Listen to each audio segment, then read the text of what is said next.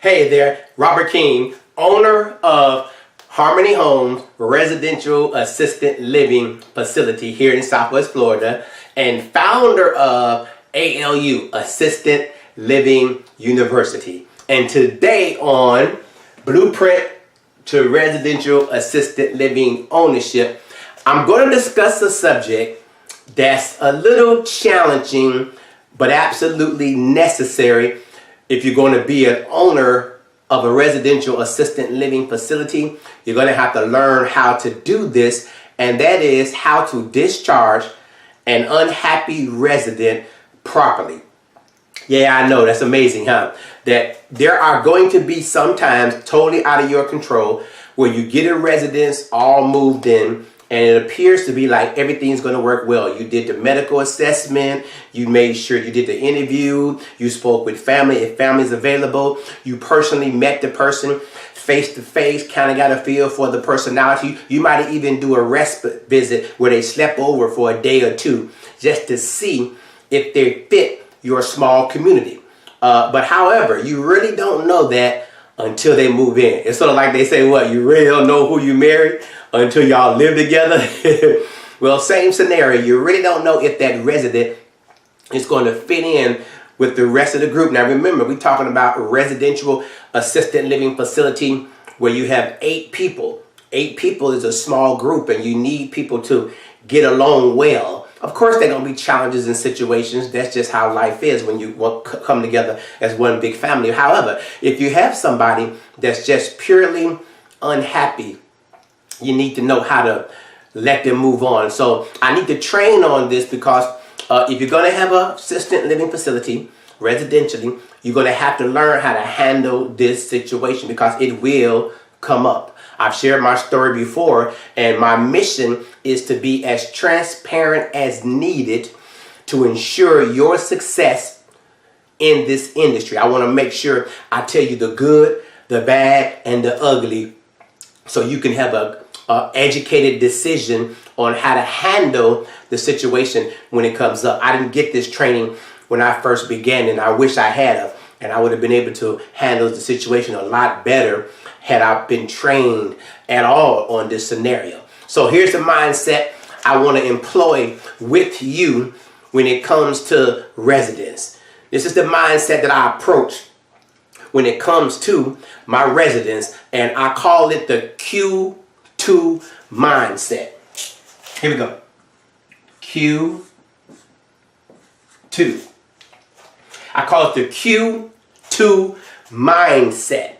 And let me break it down to you what I mean by that, because you need to have this type of mindset. And once you get this mindset down, then you'll understand how to properly handle when you find yourself up against an unhappy resident. Okay? Now, the first Q in my Q2 mindset, don't forget Q2 mindset. All right? The first Q that we're going to discuss is the quantity. See? Quantity. Q. Make sure I make sure you understanding the word that I'm saying. Quantity. Q-U-A-N. Quantity. Don't forget quantity. Q-U-A-N. I think it's I-T-I-Y. Q-U-A-N. T-I-T-Y. Oops, I did it wrong. Y'all don't forget, I ain't the best speller in the world, but I'm going to keep teaching you anyway. So yes, I spelled it wrong. I got my cheat sheet right now, I just can't see it. Q-U-A-N-T-I-T-Y.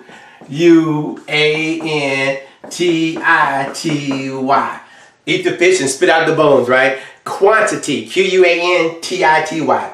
Quantity. That's the first Q of Q2, and that is you cannot control this. What I mean by the quantity mindset, Q2 mindset. You cannot control the quantity of the life that a person has when they come to you. Can you feel me? You have no way of determining just how long that person is going to be with you. They could be with you for weeks, they could be with you for months, they could be with you for years. But when you have the Q2 mindset, you need to understand you cannot control the quantity. You can't control how long they're going to be with you. You really can't. And what happens here is that you get attached to these people who come and live with you. And you want to do the best you can for them, but you cannot control how long they're going to be with you. I remember so vividly, actually, my first resident, Miss Helen, she came April 2015, just 1 month after we were licensed. And she was 95 years old with a pacemaker. So when she came to us, she was doing pretty good for her age, and she was with us until August 11, 2015. I'll never forget that moment I got that call. And my staff told me that they had to 911 Miss Helen, and she was at the hospital. So I was on the other side of town, and so I quickly made my way across town, and I went to the hospital. And by the time I had arrived at the hospital, Miss Helen had already expired and was already into eternity. So the registered nurse on call recognized me from Harmony Homes, and she allowed me to go back and see her. And I'm telling you, man, it was a touching moment to see her laying there and knowing that she was part of my care, and that I had some time with her life to try to make a difference. And one thing that I do at Harmony Homes is that when you come and live with us, I wear this bracelet, and I'll talk to you about it later, that says, I believe. And every person that comes to live with us, we give them a bracelet as a gift after their 30th day. And she was laying there, and she had already expired, and they had her all cleaned up and from the house at Harmony Homes, and I was so proud of the staff. The nurses said that they barely were able to get people to come into their place in the emergency that seemed to be dressed so well and so freshly smelling and cleaning and groomed. And so I was proud of my staff that they had showed her love before she even went to the hospital. So I reached down and I grabbed her hand, and I looked down and I saw her bracelet. She had a pink one. She liked pink. Pink was one of her favorite colors. And so she had that pink bracelet that says, I believe. And so that was our connection that we had. So I knew that during the time that I had her in my presence, I could not control the quantity of her life. I had absolutely no control of how long she was going to be with me. However, I did have the ability to have a huge impact on the second Q in this mindset.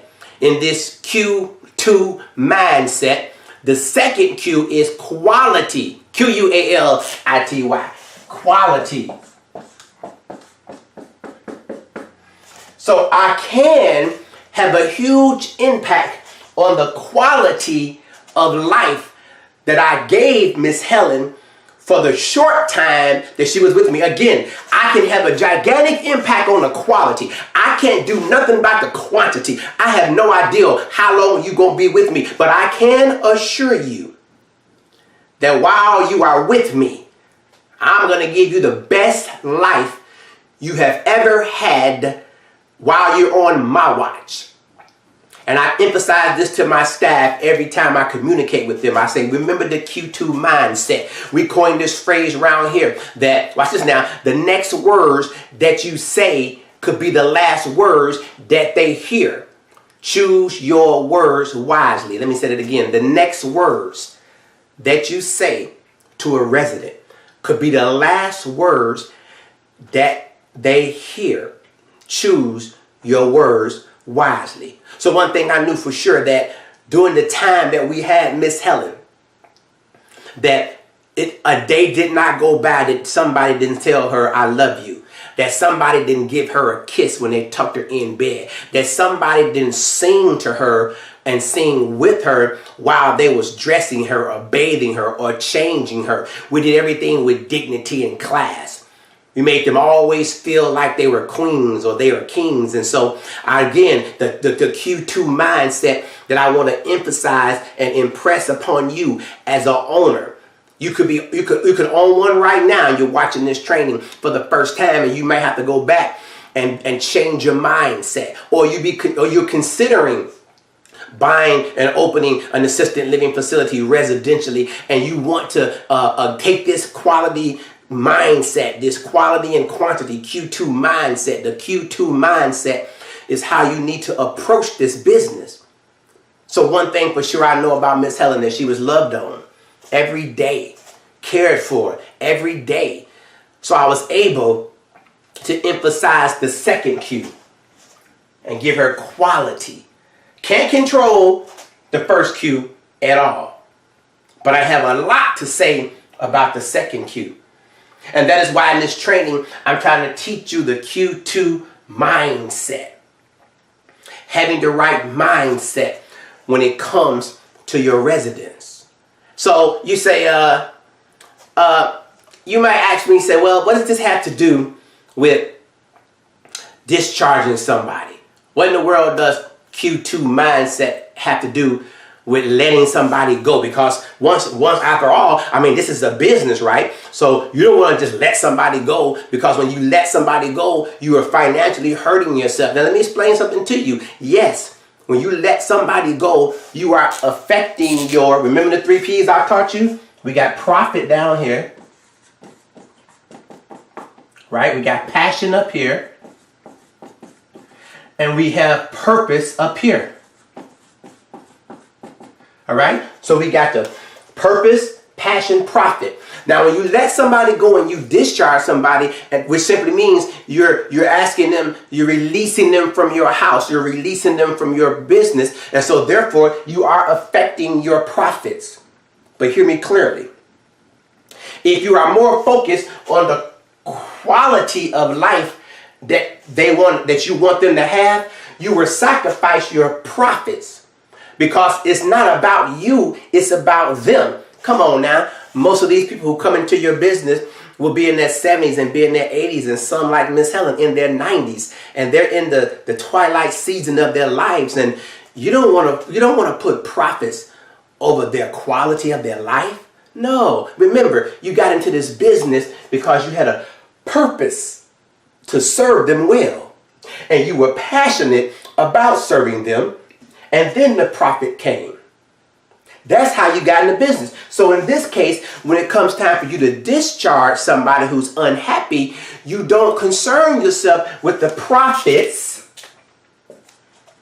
because you're more focused on the quality of life that you want to give them, which is more in tune with your passion and your purpose.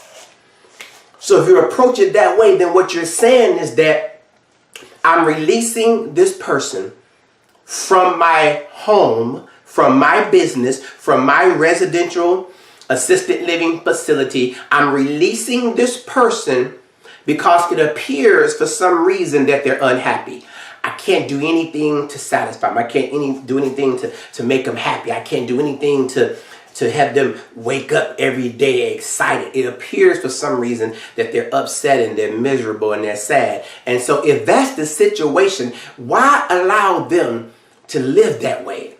Why force them to adhere to that annual contract that you had them sign? Why force them to stay there for a long time and they don't want to be there?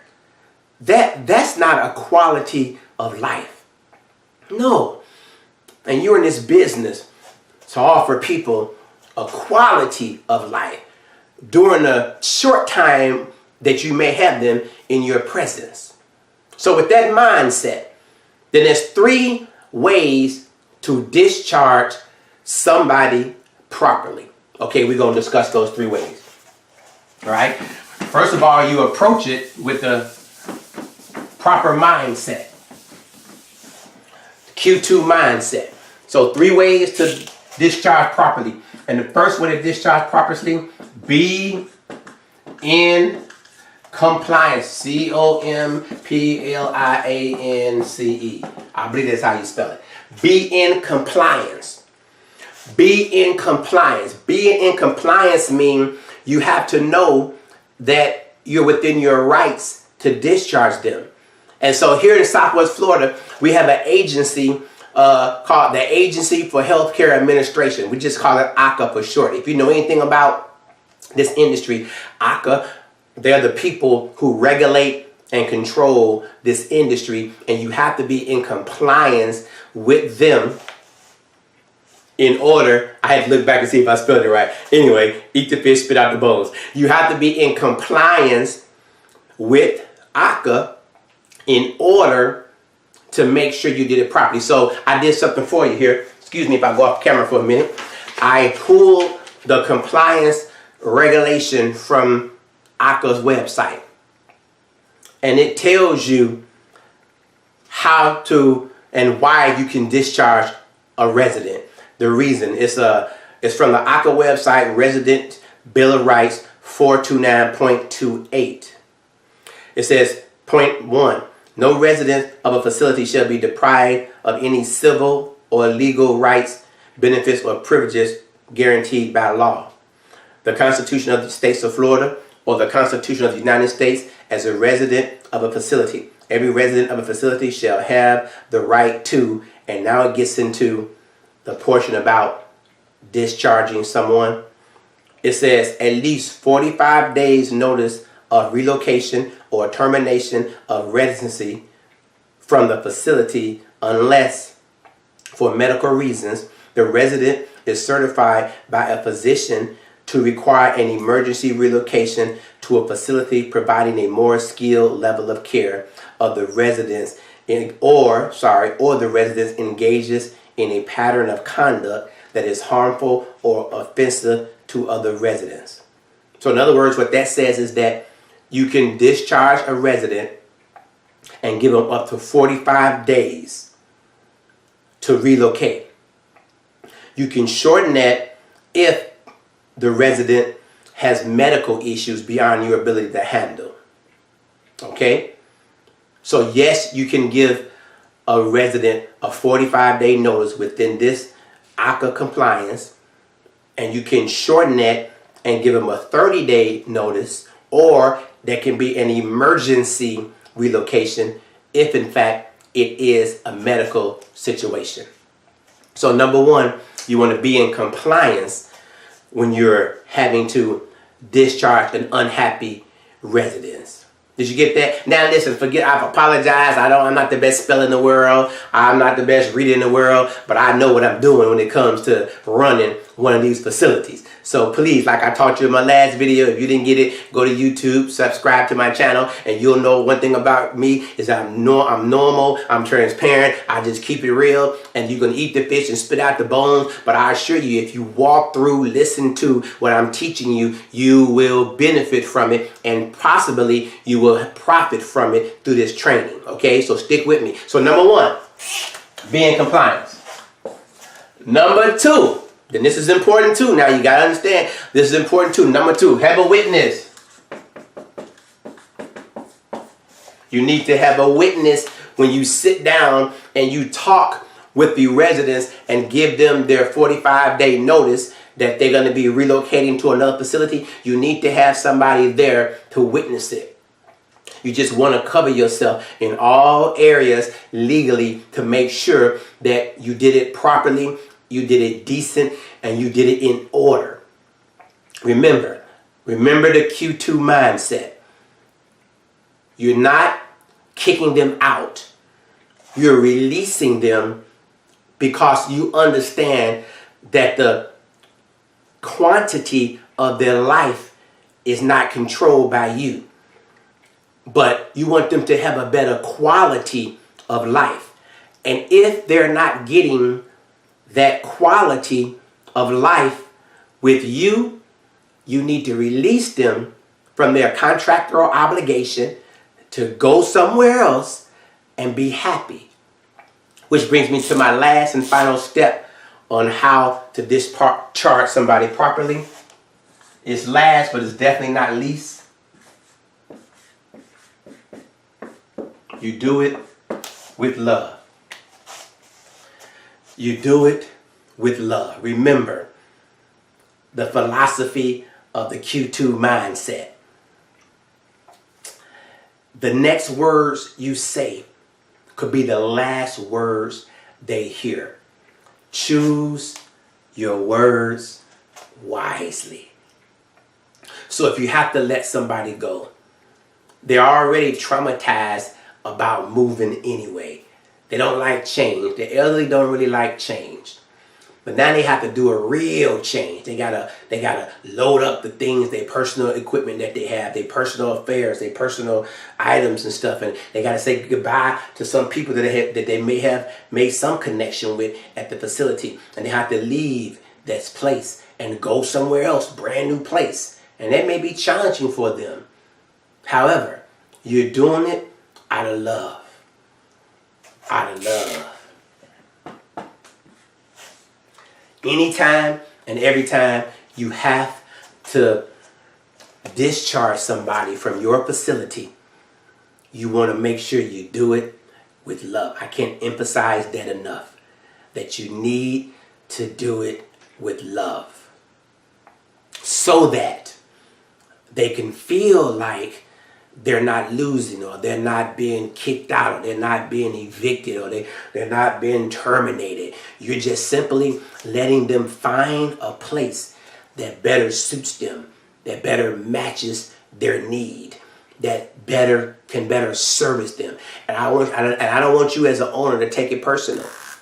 You might say, man, what could I have done better? What could I have done differently? What could I have done to make them be more excited about being here? Or what could I have done to get them to want to stay? Listen, some people, for whatever reason, just don't jive, don't match, don't flow together.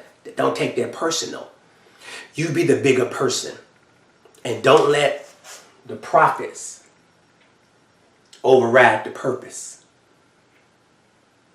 Because if you do what's right, and yes, immediately, once they're discharged, after their 30 days or after their 45 days, yes, you may have an empty bed for a while.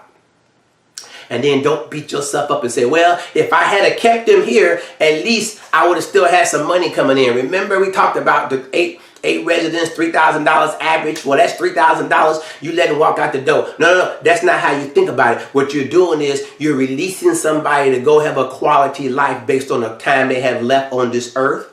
And then when you do that, because your passion is right and your purpose is right, then God will send you the right person that will fit for your facility. I promise you, it works that way. Trust me, it works that way. So I hope this short training did some value, gave you some value. I hope it blessed you in some kind of way. And listen, make sure that you like what you see, no matter what format that you're seeing this from. Make sure you comment. Comments are very important. While I'm training and learning and understanding that how to Facebook and how to YouTube and how these online platforms work, more people get to see your training and your videos based on how many comments other people post. So if you're watching this and you're getting something out of it, leave some type of comment, and my team and I will respond, because that conversation is what wakes up the Facebook and the YouTube's back office that allows it to be seen by more people. And then the next step is share it. Share your video. You're not, when you put your video or this teaching on somebody else's, on your wall, when you share it from my wall to your wall, you're just simply endorsing that person. Listen, you've done that before. You've done that before. You went to a restaurant and they had a good hamburger or a good chicken sandwich or something, and you ran out and you told all your friends, or you took a picture of it right there at the restaurant and you shared it on Facebook and told everybody how great that restaurant was, and the restaurant didn't give you anything for that. And we just talking about food. Can you imagine the lives you would change if you start sharing this training on your wall? There'd be somebody out there that may be interested in changing their financial future by becoming an owner of a residential assisted living facility, but they just don't know how, and they feel like nobody's out there showing them and teaching them and guiding them how to do it. Well, now I will make sure that they learn what they need to open, own, and operate a facility. And you can help me spread that word by liking, commenting, and sharing all these videos and all these trainings. Of course, that's if they're adding value to you, to your own wall. So listen, thank you very much. I appreciate your time today. I hope that something was said or shown that will encourage you to understand that you can own and operate a residential assisted living facility. In my training, my mission is to instruct you in a way that you have enough confidence to explore this industry and be successful in this industry. Not just start a business, but succeed in the business, stay in the business, grow in that business, and multiply that business. That is what my drive and my determination is. And that's why we created Assisted Living University, so you can learn this industry. Either you're in it already and you're learning more every day, because I post every week a new training, or you're thinking about getting in it and maybe this is helping you make that decision. So I'm going to close like I always close, and I want you to understand that this is what I live by, and I believe it ever since. And I believe if you have the Q2 mindset, I believe if you have the Q2 mindset when it comes to discharging an unhappy residents, and you also have this motto in your life, that your life could absolutely change for the better. And my closing is like this: when your heart is right with God, and when your desire is to please God, God is obligated to bring you into the company of the people that you need to know, to the knowledge of the things that you need to know that is critical to your success and destiny in life. I'm going to say it again because people are always commenting and asking me to slow down so they can get that down. So let me slow it down for you. When your heart is right with God and your desire is to please God, God is obligated to bring you into the company of the people that you need to know, into the knowledge of the things that you need to know that is critical to your success